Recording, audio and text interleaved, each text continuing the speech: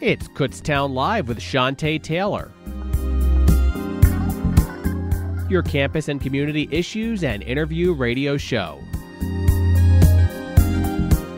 Call Shantae at 610-683-4859. And now, Shantae Taylor on Kutztown Live. Good afternoon, everyone. I'm Shantae, and welcome to the third edition of Kutztown Live. Today, I have a special guest, Jaleel Warren, a member of the Kutztown NAACP chapter here, and also Director of Student Involvement, Leah, and Associate Dean of Inclusion Outreach, Jerry. But first, I'm going to welcome Jaleel Warren. Hey, Jaleel. Thank you for having me today. Hey, you haven't been back on the show since last semester. I know. I remember. It was a good time. Okay, so I'm going to tell everyone why you're here today. You, along with Lady Blossoms and Trendsetters for Change, you guys are going to the Million Man March. Yes, we are. And that's going to be in October. So can you tell us why did you all decide to go to the Million Man March? Well, I want you to imagine a place where a gangbanger, a minister, and a police officer are exchanging ideas. Mm-hmm. This is the place where it's going to happen. Everyone who's going to the Million Man March is going to share their ideas and philosophies, along with hearing a lot of guest speakers on what to do about today's problem. The theme of this Million Man March is justice or else. And when you hear justice or else, I know you immediately think about the police brutalities. Yes. But it's not just that. It's a general sense of how to better America for minorities as a whole. If you don't mind, I'd like to read off the actual demands that were on the Million Man March website. No, go right on ahead. Okay. As I quote, "We want justice for blacks in America who have given America 460 years of sweat, blood to make her rich and powerful. We want the immediate end of police brutality and mob attacks. We want justice for Native Americans and Indians. We want justice for Mexicans and Latinos. We want justice for women. We want justice for the poor. We want justice for the incarcerated. We want justice for veterans. And we want land." Now, that's just a general sense of what people are coming to Washington, D.C. for on October 10th. But as a whole, my reason for going is because I saw a little documentary on the first Million Man March, which was in 1995. And to see all those different people, all from all those different walks of life, exchange those ideas, a call to action, because in a time where African Americans were completely separated, to hear those speakers, it was something really powerful, and that's why I'm going. So, when is this historical moment being taken place? It is 10/10/15. NAACP is working with a local Lehigh organization to organize buses, and if you are interested, at least hearing more about it or interested in going, please contact me or any other NAACP or Lady Blossoms or Trendsetters for Change member. We're literally, all those groups, we're literally all over the place. Yeah, you can be sure to find all three of those organizations in the Multicultural Center. All the time. Yeah, so how can they contact you? Because you didn't say your email or anything. Oh, well, my email would be jwarr161@live.kutztown.edu. Okay, yeah, that sounds interesting. And I think you can also register on Justice or Else. Yes, you can. And it's a free registration. I'm not sure how many students are going with you to this. Do y'all have a number yet? We don't have a number yet, but we do have sign-up sheets. And we haven't, like I said, we haven't counted the number, but it's been a good turnout so far. But if, like I said, don't let that discourage you to not come because you think too many people are coming. We'll find a way for you to get there. This is an important event, and if you want to be there, we'll make sure you're there. Yeah, like this is the first time that students from Kutztown are going to Washington D.C. to do this. It is such a big deal. Yeah, It's the 20th absolutely. anniversary. Yeah, like I'm really excited. I know that I'm going to register myself because the deadline is September 29th. I believe, yeah, Yes, September it is. 29th. Yes, it is. Yeah, so I'm going to register myself, and hopefully I'm able to go. I'm hoping because that's something that I definitely want to be a part of. Do you have something in particular that you want to get out of the experience? See, I don't know too much history behind the Million Man March, and I want to go there to kind of learn about it and figure out why these people are here, and I kind of want to see if anything is good going to come from it. I want to see, like, are we able, like, to make a difference? From what I've seen and what I've heard from about the 1995 Million Man March, it's going to be a lot of good that comes out of it. For the simple fact that, as I said, you got people from different walks of life exchanging ideas. And the general tone, as someone described to me, well, I'll just give you a story. He went to the Million Man March, and this was 1995. Mm-hmm. If you don't know about 1995 was a big deal. Like, tensions were all-time high, neighborhood crime, shooting, stuff like that. And it'd be over little stuff like stepping on people's sneakers. So this guy who went to the Million Man March, he was excited. He's ready to go. He's ready to see everything that he wanted to see. And he accidentally stepped on someone's sneakers. Now, like I said, people died over that in neighborhoods. That was either a fight or gun violence, and that was that. The person whose sneakers he stepped on just said, "Excuse me, my brother, for having my foot in your path." And then they walked away. They shook hands and they walked away. The general tone was so peaceful and inviting, and all people wanted to do was show that African American men can come together and be positive. Mm-hmm. But this isn't just for African American men. This is for African American women. This is for Latinos. This is for the Jewish, Nation of Islam. All these people who want to come together and make America better. This is what this is for. That was deep. That was deep. Yeah, I definitely want to go. I definitely want to be a part of it. And I remember last year that you, along with the NAACP, y'all did a blackout sort of type thing where you guys had signs saying Black Lives Matter, walking around campus. I remember that day. I'm saying it like it was years ago. It was last semester. Yeah, last semester. But it was powerful to see all of us come together like that, because there's been a lot of talk about African Americans on this campus being separated. And there is some truth to that, but the numbers that we got for that and how powerful it was for us to walk arm in arm together and speak in unison, it was such a great experience that it's really hard to describe the feeling, but I was just glad to be a part of it. Even the bad parts, because there were kids out there yelling racial slurs and saying our lives don't matter, and we only use that as fuel to keep going and be stronger.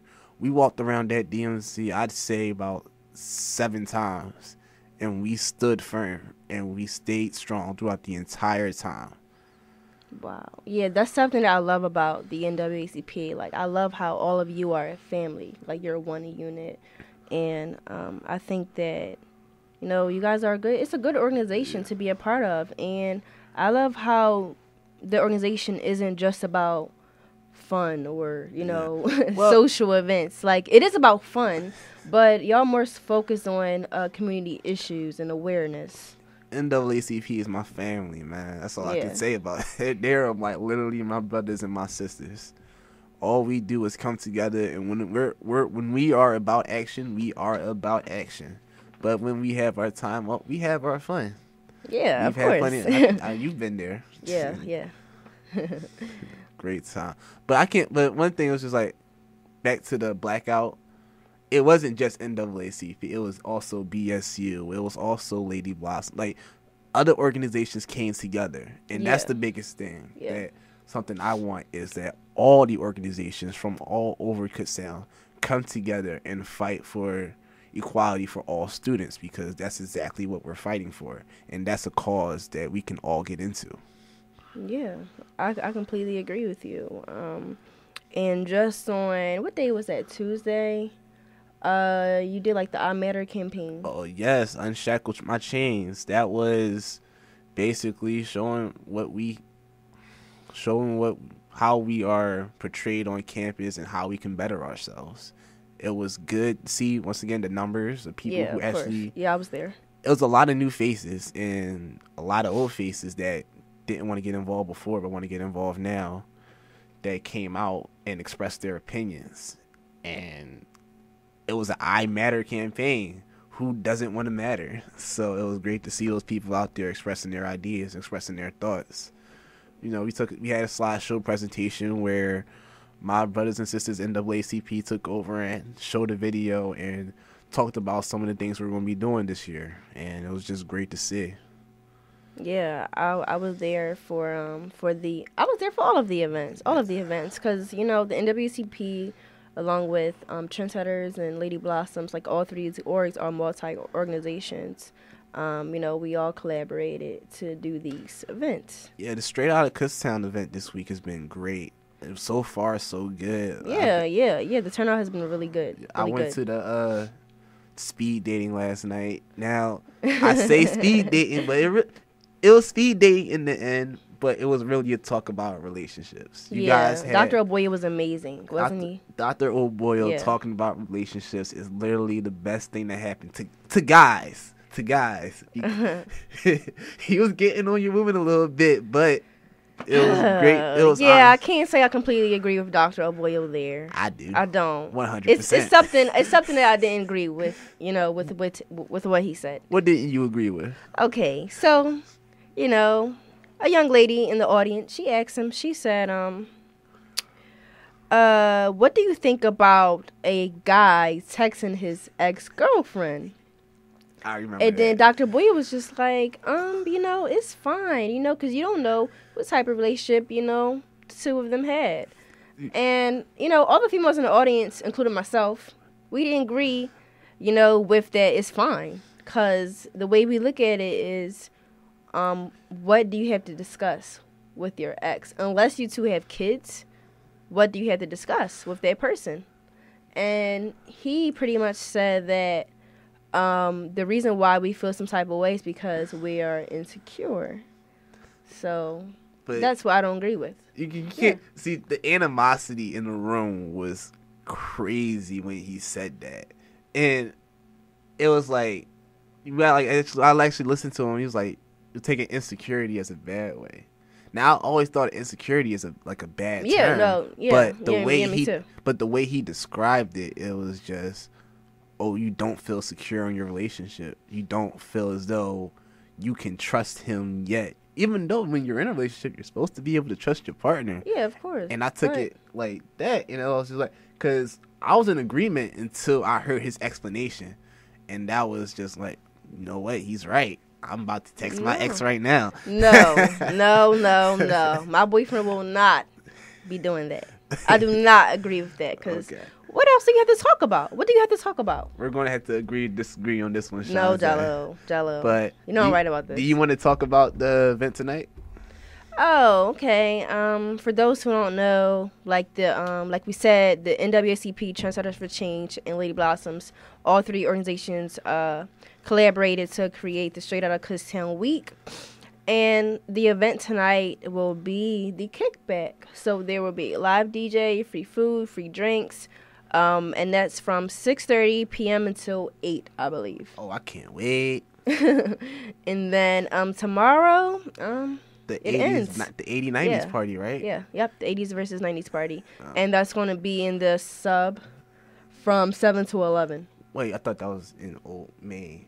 No, it's in the Old Main. Someone told me the wrong thing. Okay, that's good. I know, because I was going to go to Old Main and be lost. Now, my question to you is this. Are you team 80s or are you team 90s? I'm gonna have to say 90s because I'm a 90s baby. I was born in the 90s. I love 90s music. I do love 80s music though. I love 80s music. I love 80s music. I am coming. I love the culture. I love the movies. I like the way they dressed. Back then. I am coming in full 90s gear. I am ready. Yeah, for the 90s. I don't even know if I'm even going to go to the party because I don't have anything to wear. But you'll be fine. You'll find something. I don't have anything to wear. Cutoffs were a really big thing in the 80s and 90s, so you could just cut something out. Yeah, like crop tops. I have a bunch of crop tops, there you go. I think they were like a lot of plaid and Calvin Kleins. I think I'm not even sure because I'm an early '90s baby, but I didn't live. We didn't that really get to experience my parents. the 90s. My parents. It probably was a good time. I think it was a good time. So, did your parents go to the Million Man March? No. Like that's what I'm saying. If I go to this, I would be the first in my family to go. Did you talk to them about it at all?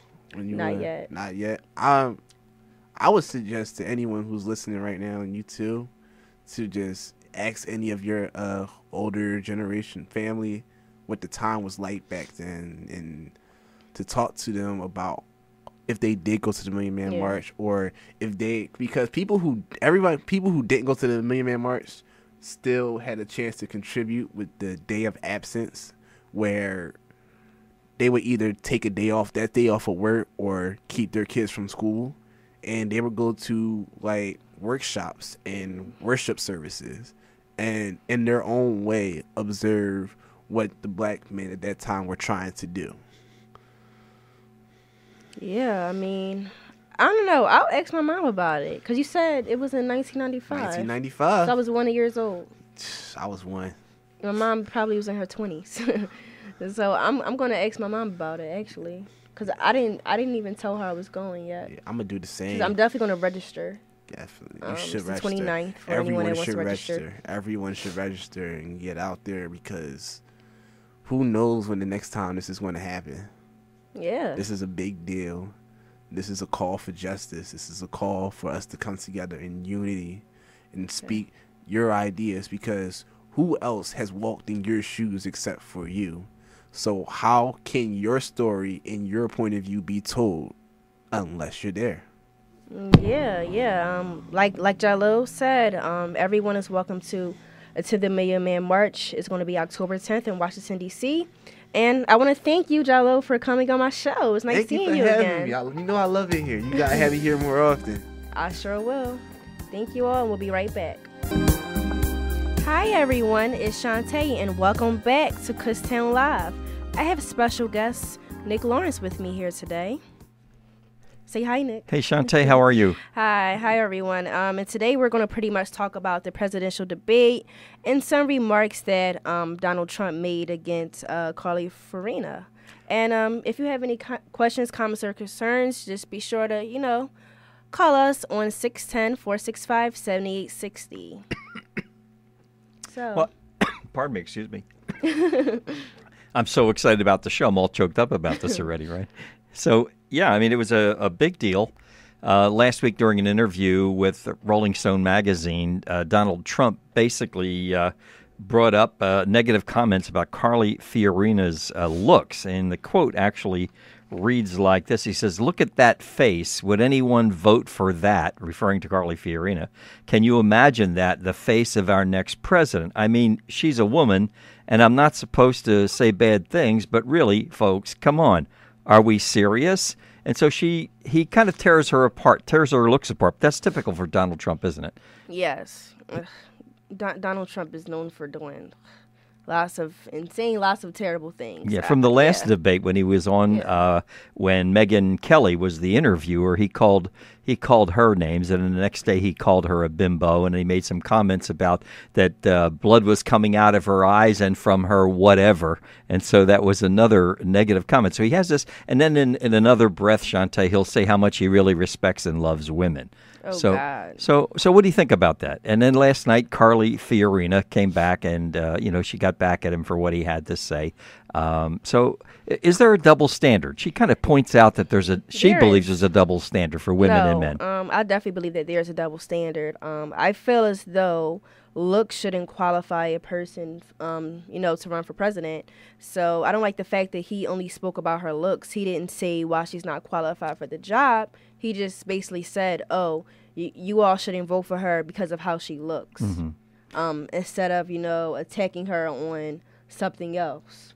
So I do think that we do live in a society where, is women, as far as women go, they only care if they look good, and I don't think that's fair. So how often do you think that happens for women and girls, where they're judged more on their looks, and yet men are not judged that way? I think so. Like in the media, for example, they criticize women on their appearances a lot. Like, they have to look a certain way, be a certain weight. As far as women, they have to maintain their appearance in their youth. I feel like we live in a generational world where youth is very important. Like, you have, anti-wrinkling creams and, like, lightening creams, like, to remove, like, dark spots and age spots. And on these commercials, all you see is women. I rarely see any men on these commercials. So they play up the idea that women must be, in a sense, insecure about who they are, because those are the targets for most of the advertising about keeping young and all that stuff. Yeah. A youthful appearance, right?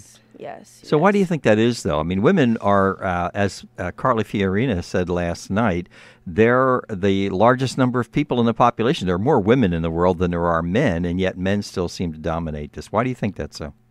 I don't know. Like, I really don't know why men seem to dominate the world, even though the population consists of mostly women. It could be because, I don't know, they see women as weaker. Like, they see women as weaker. And what happens if you are assertive as a woman? Many times people are critical of women for being assertive, right? There's a B word that we ascribe to women who tend to be outgoing and assertive and want to show who they are in a good sense of the word.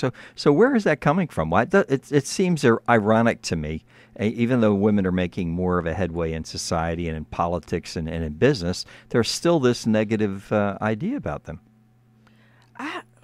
I mean, that's something that I don't like. I don't think just because a woman voices her opinion that she should be called, angry or mad or, the B word. I don't think that she should be called that. I feel as though women should be able to voice their opinions just as a man should. I don't feel like we should have to, be quiet, remain. Well, here, you're quiet. On the radio, right? You want to be in the media. You have to Yeah. be somewhat assertive to be able to do something like that. I mean, if somebody criticizes you for being outspoken or being able to talk about things like this, how would you take that if they did that with you?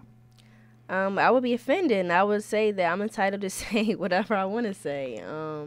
And that's pretty much what I would say. No, I cannot keep my thoughts and opinions to myself, and if it so happens that, I get called a name, then so be it. But I'm just not a person that just likes to be shut up. I'm not a person like that. How would you feel about a woman being a president now?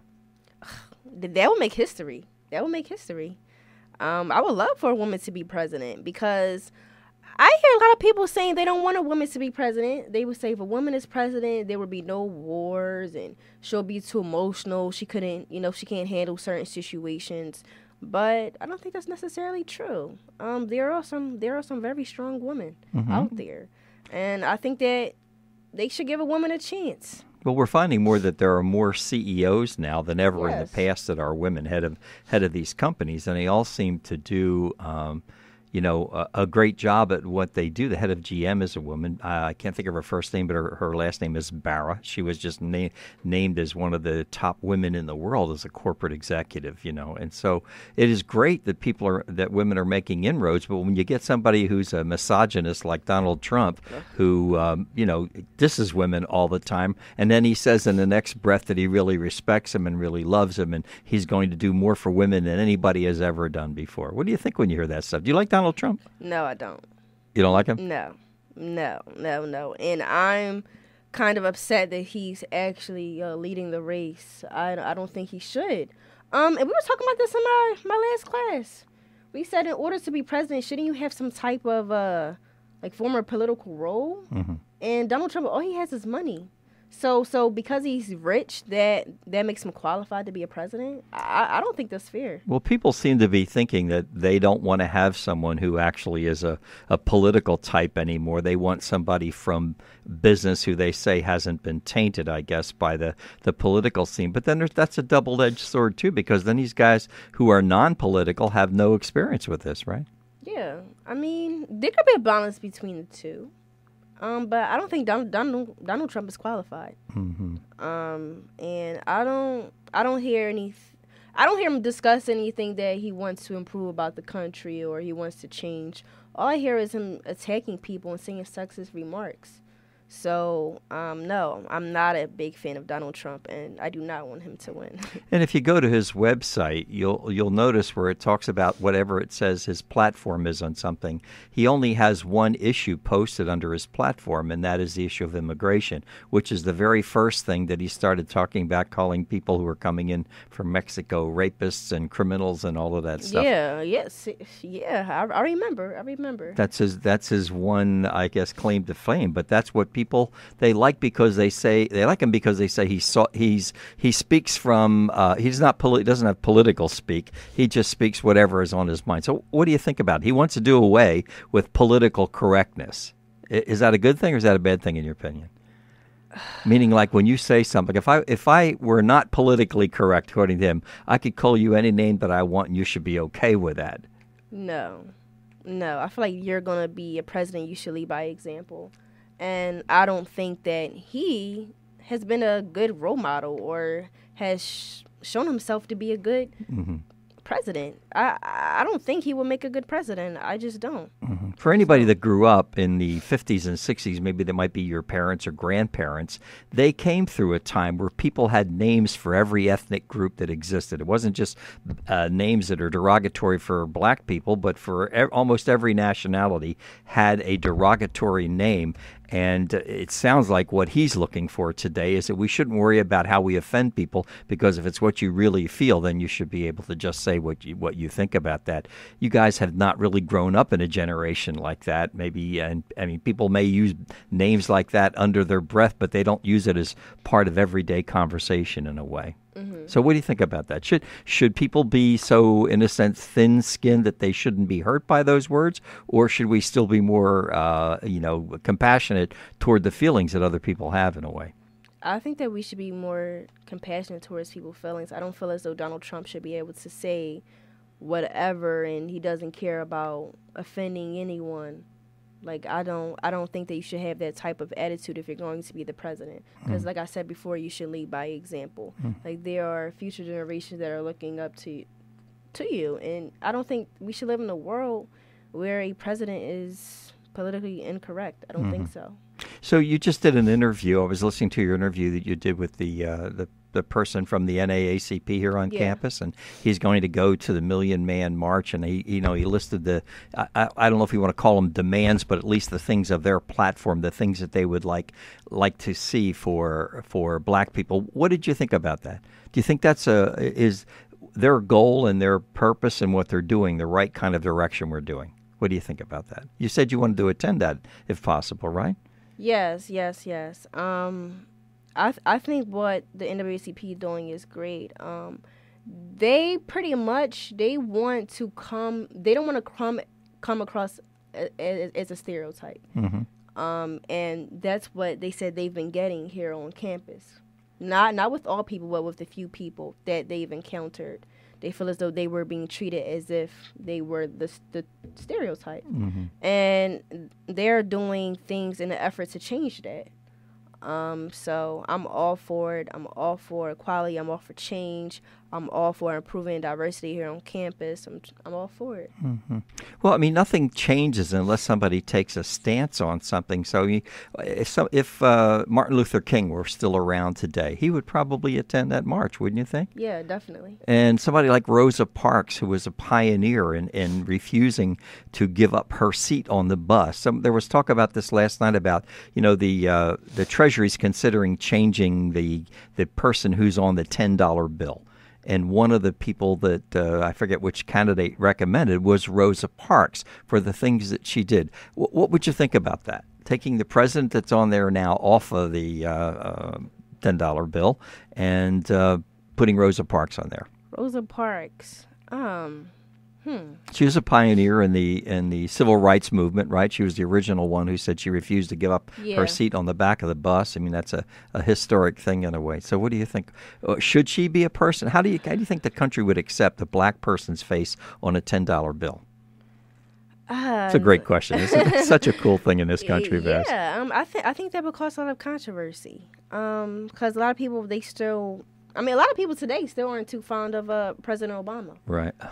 So to have Rosa Parks on there, and she's a woman at that. Right. A black woman on a $10 bill that represents America, yeah. So last night, if you had watched the debate last night, there wasn't anyone that said anything positive about President Obama. In fact, almost every one of them really, tore him apart. And they say he's the cause of most of the ills in the country today. Yeah, I don't know. I don't think President Obama has done too bad of a job. I don't think so. I know that he was trying to, as far as education goes, I heard that he was trying to make community college free. Free for the next 2 years. Yeah, and somebody like Bernie Sanders is even talking about that as well, as making sure that people don't come out of college with these huge debts that they have. And then on top of that, there's there aren't that many jobs out there that people can get a good job even to pay back their loans, and people are in debt for 10, 15, 20 years after leaving college. I mean, that's a big deal. Yeah, education and employment is definitely something that I'm looking for. I guess a candidate to discuss, because that's important to me. I think that's important to this whole country as a whole, because not all of us are rich like these people. You know what I mean? So it's like we do have to go college in order to have better opportunities, in order to have better jobs. So I definitely think that I'm looking for a candidate who's going to talk about education, who's going to talk about employment, and that's basically what I'm looking for in a candidate, and definitely equality as well. So definitely discussing women. Yeah, it all ties together when you think about it, right? I mean, it's all some form of how we deal with people in society. I know that some people are totally opposed to the government getting involved in helping students pay. Well, we know that in Pennsylvania, the amount of money that's being given to school districts and colleges has been reduced. Yes. And so that means that the schools raise tuitions and you guys have to go out and borrow more money. I mean, what about that? Should the government get involved in either paying for a part of or all of part of the education that somebody gets in college? You have feelings about that? Yeah, I think the government should help. I think they should. Not pay all, but at least pay most or some of it. Because college is definitely expensive. People think that if you pay for something for somebody, it's a de-incentive. Do you think it is or not? Or you think it just helps people get going? I think it helps people get going. And I don't know, something definitely needs to be done, because raising college tuition is going to prevent people from even going to college. Like they said, this is the land of opportunity, and if college is raised, people aren't going to be able to, get those opportunities. If you're in the hole when you get out of college, it takes a long time to dig out of that, even if you get a good job when you come out of college. So are we at the end of this segment? Yes, unfortunately we are, but I want to thank you again for coming on my show. No, I certainly enjoy being here with you, and I look forward to doing it again sometime. All right, guys, we'll be right back with Kutztown Live. Hey, guys, it's Shantae, and welcome back to Kutztown Live. I have two special guests with me here today. I have Leah, who's a part of student involvement, and also Jerry, who is the Associate Dean for Inclusion Outreach. Welcome, guys. Hi. Hi. can't hear you guys. Okay, so I have a couple questions for you. Can you guys describe your roles here at Kutztown University? Sure. I'll start as Associate Dean for Inclusion Outreach. I oversee the Community Outreach Center, which is our volunteer hub on campus and getting students engaged in the community. And then also in my inclusion part, I manager over some of our diversity and inclusion centers like the Multicultural Center, Women's Center, GLBTQ Center, and Frederick Douglass Center. And then also I work directly for the Dean of Students and any other projects that he might have me do. And my role here is in the Office of Student Involvement, and we work directly with students and student leaders of different registered student organizations, and also coordinating events like Welcome Week and Homecoming and things like that. And a lot of time during my day is spent in K United, trying to have an engaging platform for students and student leaders to find out about opportunities and events taking place on campus. Yeah, it's so funny. Nice to meet you, Leah. I always get emails from you, and I always get emails from you. I was like, who is this person? And I was also part of an organization, Lady Blossoms. And they were asking about, we got to email Leah, and I'm like, who is that? So now I know who you are. And will you be going to their event on Friday night? Huh? Lady Blossoms has an event on Friday night. The 80s versus 90s parties. Yes. And I must say, it was difficult preparing those events within a 2-week time span. Yeah. We had a lot to get done, and I know that they were emailing you like crazy and emailing housing like crazy. So, yeah, now I finally met you, and I know a little bit about your role. But I also want to ask, why did you decide to focus on student involvement? For a career path, for me, getting involved with an office like the Office of Student Involvement, we really try to help students to find their place here at KU, and that's something that has been a part of my roles at different institutions and at different places. And I really enjoy learning about what students are interested in, what they'd like to do, things they have been involved in, and then where they're headed, and then helping them to find the opportunities to help them get there. And I was also reading an article on WFMZ, and there was an article that I guess you two teamed up with Friend Incorporated to create a food pantry. So I was wondering, why do you think that a food pantry needed to be here on KU? Well, we have had several students that came into our office last semester. So in the spring semester, we had several students come in explaining that they didn't have money, didn't have a meal plan, didn't have access to food. And so we were doing what we could as individual people in the office to assist them, whether it would be taking them to a meal upstairs in the Cub Cafe or bringing in some food that they could then bring back to their apartments or their homes. And as we continued to discuss it, we decided to do a needs assessment to find out from our campus about students who are in need. And in doing that assessment, it became clear that we have students who are food insecure, which means they don't have consistent access to food. And so we developed a committee of students that have been working towards developing a food pantry. Okay. Yeah. I remember last semester I went into the student involvement office, and there were just so many canned goods, and they just said, just take whatever you want. So I was just taking everything. And I left with 2 bags. So I'm not sure if that's where the food pantry is. So we did have a makeshift food pantry that was in my office, and that took place during finals week. The other thing we did during finals week is we connected students in need with students who had extra meals in their block plan so that they could go and have a meal at the dining hall together. Mm-hmm. But the actual food pantry arrangement that we have for this fall semester is a pilot program with Friend Inc., which is located on Noble Street.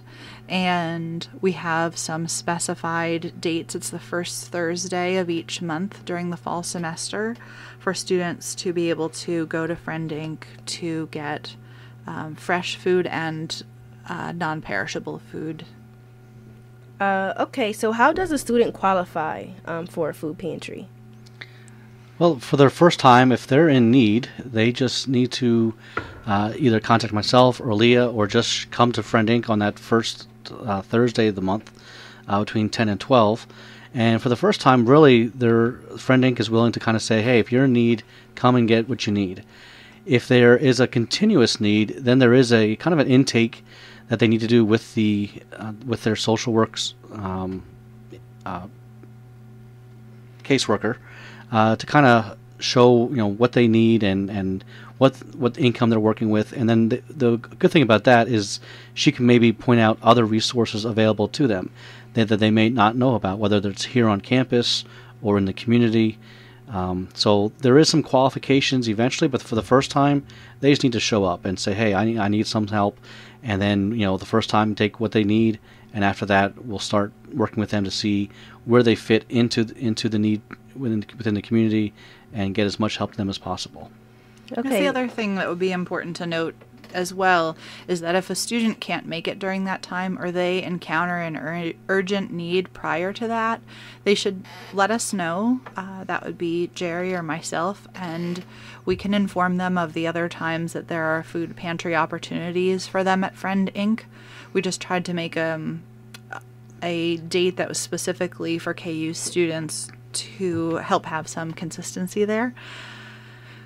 But that's another opportunity. Also, if students are in urgent, immediate need and they stop by our office, we do have a small stash of food that we can help in an urgent, in the moment need. Right. We've helped about 12 students so far this week that have come into the office that are facing challenging times right now.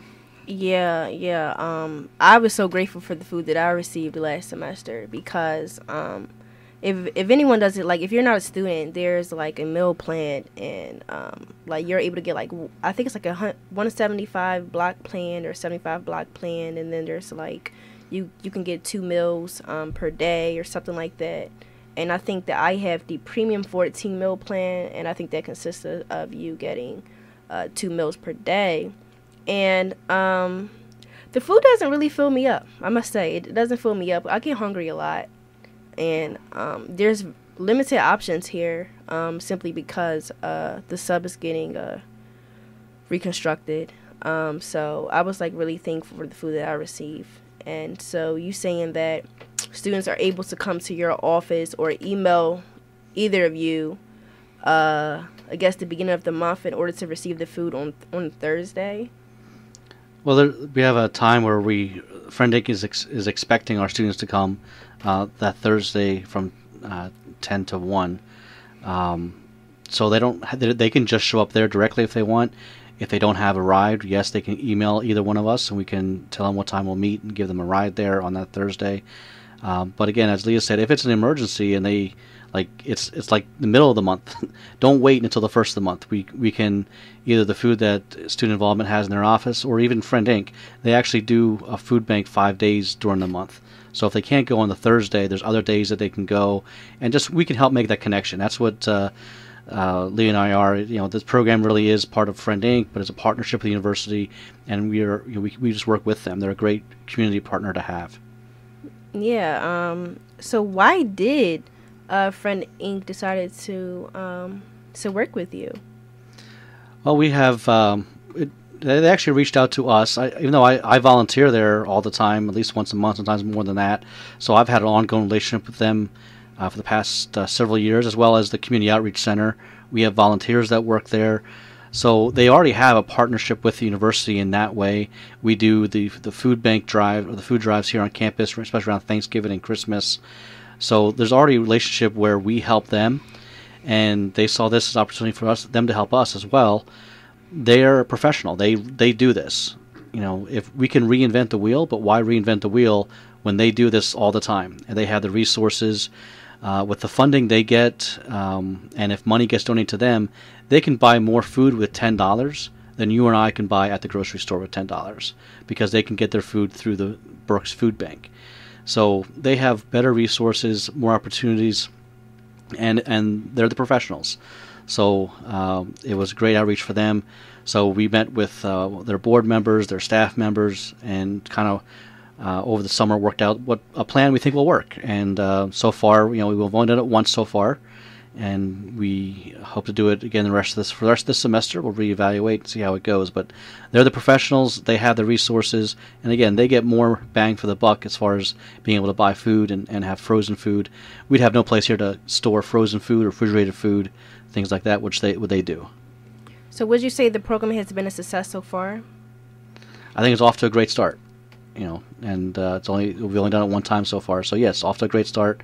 The word's getting out, so I think it'll just grow throughout the semester. I think it's also important to note that there are several students that have been a part of the food pantry committee. Yes, and there definitely. are lots of volunteer opportunities for our students. So in addition to serving students who are in need, we also have increased the number of opportunities we have for students to become involved as volunteers and to get experience and exposure to a community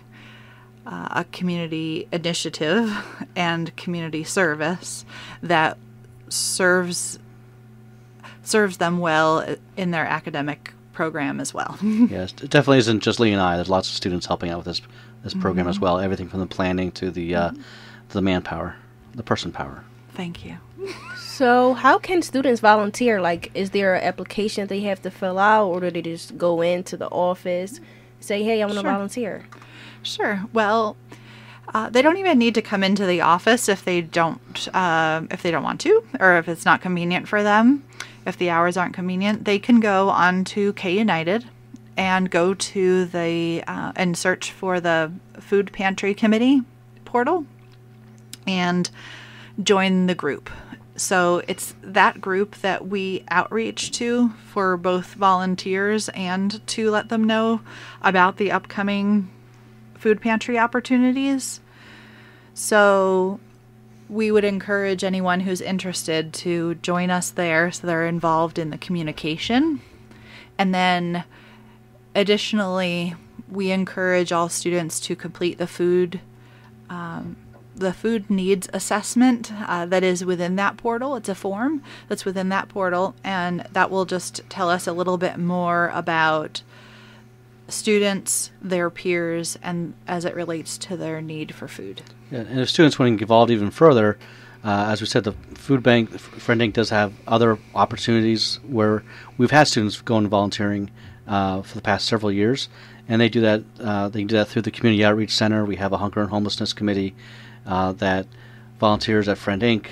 For their food banks, as well as the Brooks Food Bank and Allentown and so forth. So if they're really interested in the subject as a whole, stop by the Community Outreach Center anytime and ask about getting involved in the Hunger and Homelessness Program. But again, if they want to be specifically for the Kutztown University Pantry, then it's through the KU portal. Yeah, there is one other key opportunity that's coming up regarding the Food Pantry Committee, and it relates to something that you mentioned earlier about not getting full on the food that you were eating. Mm-hmm. There are some resources that we need to develop that are related to nutrition and food choices and about shopping and effective ways to spend money on food that will be not only nutritionally sound, but also filling. And so there are some resources that need to be developed to also provide to our students. And how to coupon. Yeah, that seems interesting. I'm definitely thinking about getting involved with the food pantry. Great. Yeah. We would welcome you. Yeah. And I was also reading about that people can actually donate goods to the food pantry. So how can someone donate? They can drop off food either in the Community Outreach Center, and that's 281 in the Student Union Building, or down at 157 in the Student Involvement Office. They can donate down there.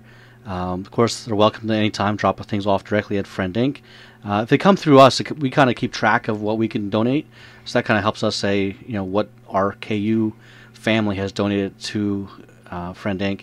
And then November and December, of course, is our holiday food box, where we'll be asking student organizations, offices, and departments to actually put together a Thanksgiving meal or a Christmas meal in a box, all the necessities except for the turkey or the ham, and we will donate all those to Friend Inc. as well. So that email will be coming out very soon to the campus about that as well. So lots of opportunities, but even if it's just 1 or 2 cans or 1 or 2 boxes of macaroni and cheese, or whatever it might be, 157 in the Student Involvement Office, or up to the Community Outreach Center, 281. During homecoming week, we also, on Wednesday, October 21st, have our annual KU Cares program. And at that event, we make crafts and decorations that go into the boxes that are distributed at the food bank. So it's a good opportunity if someone is crafty or wants to get involved in that manner. They would be able to join us on the afternoon of October 21st. And the sign up for that will be on K United shortly. Okay, yeah, I'm definitely interested in seeing what the food pantry has, because I definitely want to check it out myself, because like I've said before, there are times that students are hungry and they are embarrassed or ashamed because they don't have the funds to go out and buy, food, or simply because, they don't have enough flex left. So I think this is definitely a program that all students should be aware of. And I can't wait to see what you guys are going to do this year. And I want to thank you two for coming on Kutztown Live today. And I hope you all have a good day. Thank you. You too. Thank you. You too.